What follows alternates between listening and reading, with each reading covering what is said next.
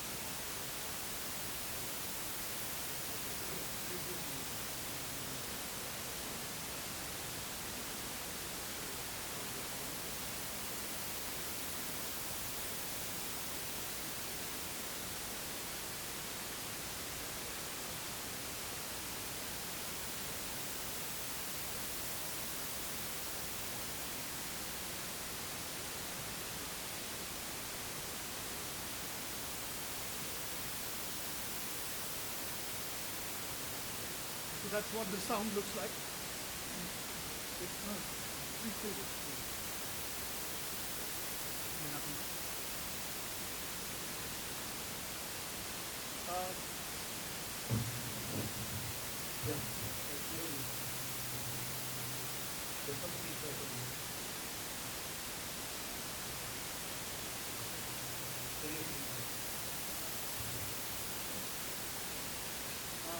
I think this is not something that is a new concept. Most of the people who want to be refugees probably already have made the connections that a lot of times people are driven out of their homeland, not just because of political violence or political violence, because of environmental reasons, when lands being built, then people move out in search of greener pastures. The one thing that I wish to highlight is the use of the word refugee and the use of the word rescue. In the context of this particular issue of environmental changes, again, I'm not saying climate. There is a whole range of, there have been people who have been driven out of their homeland well before this kind of climate change has been.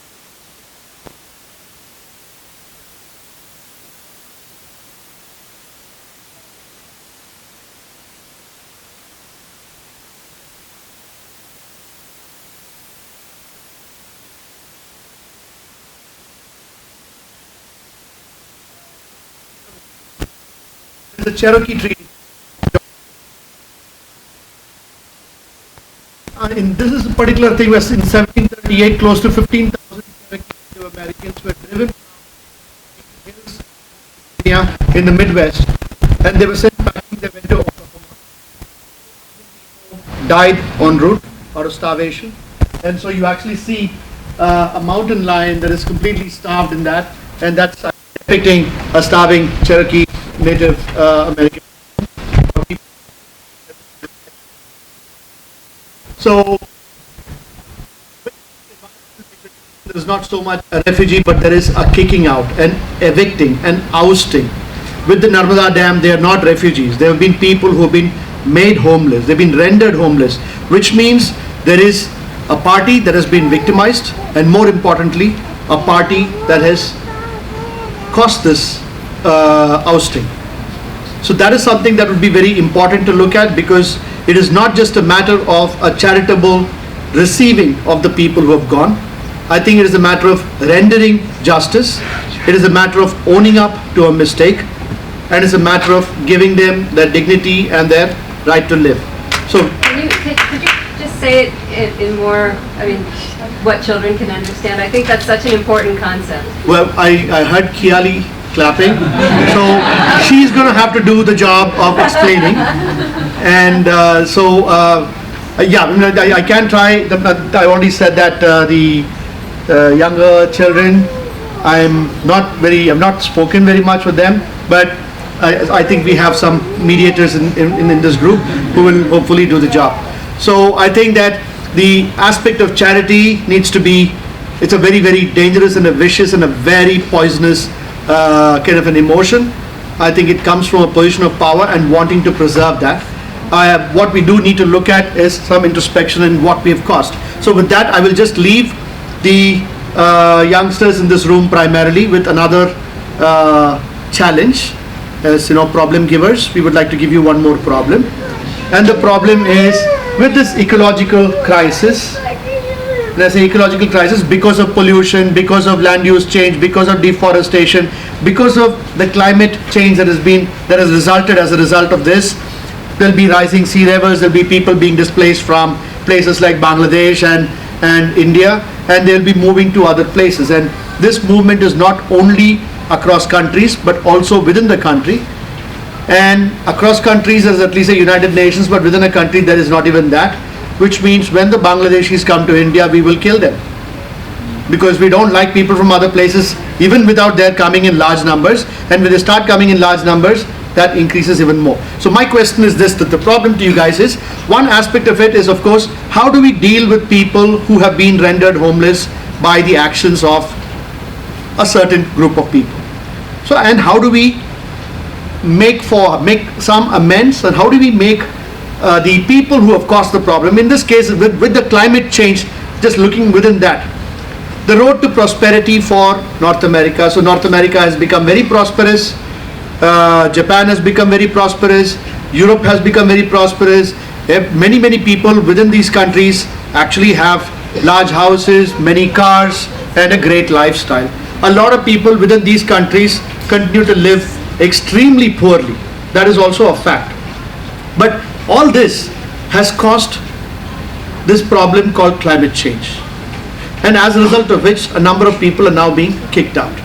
So one question is, how do we get countries like America, countries in Europe, to actually do good by the people that they have hurt, both within this nation and outside this nation? That is one. Second, how do we do things? What kinds of things do we need to do as a community, as a group, to ensure that people feel secure in their homes? So one of the things about this issue of political strife, a lot of times the same countries that cause political strife in other nations are then, left in the job of being this charitable providers of refuge. America has been guilty of creating wars in a large number of countries. India is again a Dada want to be. China is a Dada want to be. So how do we also ensure that, Dada means it means a person who wants to wield a lot of power. So when you want to wield a lot of power, you go to your neighboring countries and occupy them and change the political situation, and that again makes people move out.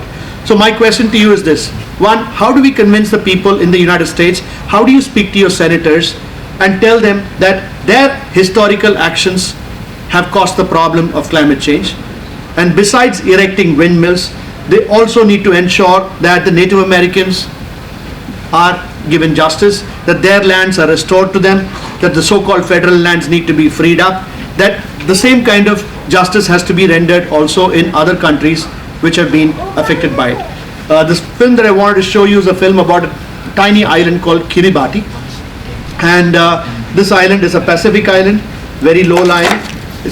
When you look at it, it's very beautiful because it's a coral island, lots of sand, but it's very low lying, and it will go underwater in the next few years, which means an entire country disappears because the sea has swallowed it, and these people have to go somewhere. They live very simple lifestyles, so they did not cause the problem, but they are the victims of the problem. And now we are supposed to do something for the victims, not in a manner of saying, okay, we will do you a favor, but in a manner of saying, we messed up and here's what we are to do to you. So how do we convey that in the US? Second, how do we ensure that more people are not pushed out of their homes? What are the kinds of things that we can do with the government in the US? How do we bring these elements also into the Green New Deal? So I would like, first of all, any one of you who clapped when whatever I said, to explain what that was in a language that the Kutis can understand, and then see if we can have a small group of people come here and answer those two questions. So the way I took what you were saying was to mean that we should not just look at the refugee crisis as we have to give homes to all these people who are coming in because they can't be in the place where they used to be, but we have to address the reason why they had to leave that place. So we don't just give a surface level solution, you also see what was causing the problem in the first place, and you make it so that they don't even lose their homelands.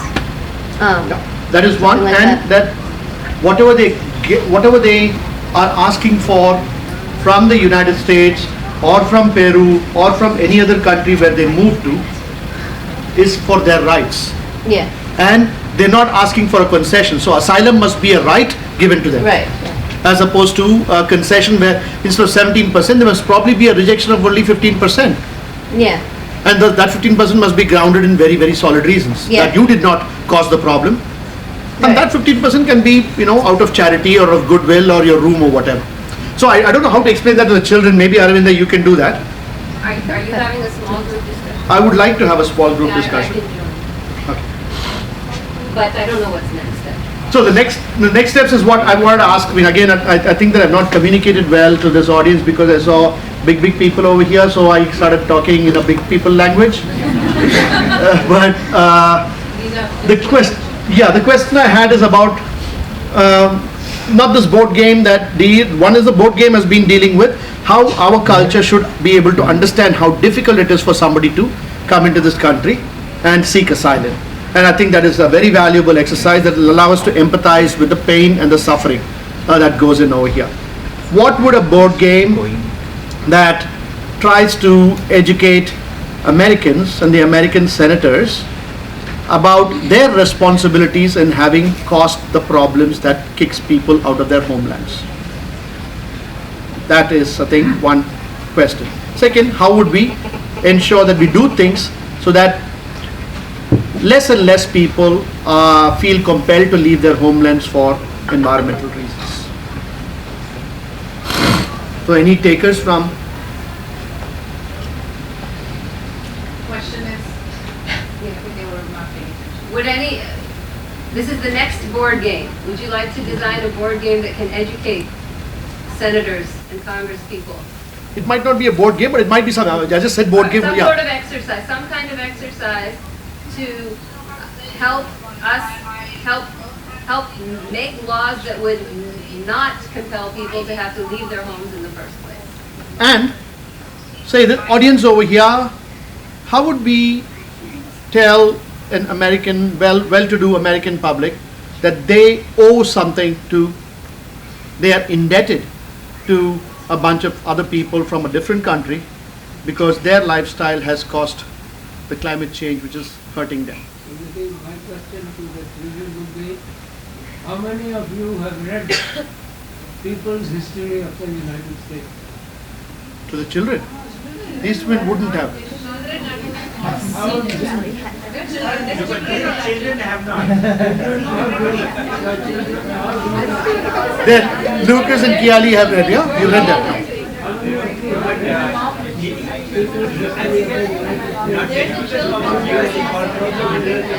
I think we're having a breakdown of communication over here, probably as a result of a lack of focus in my presentation of the problem.